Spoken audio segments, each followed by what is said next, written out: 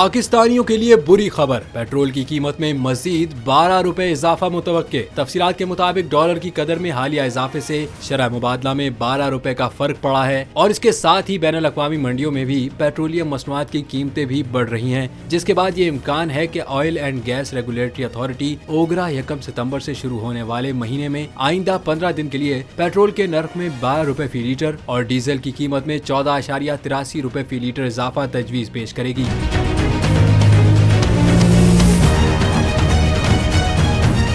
एक तरफ IMF की शराइत तो दूसरी जानिब महंगाई, जिसने अवाम का जीना मुहाल किया हुआ है। निगरान हुकूमत के लिए अवाम की बिजली के खिलाफ मुल्क गिर एहतजाज के बाद फैसला करना मुश्किल तो है, लेकिन ये कड़वा घूंट पीना भी मजबूरी है। अब देखना यह है कि पेट्रोल की कीमत में मजीद इजाफा किया जाएगा या इसका कोई और हल निकाला जाएगा।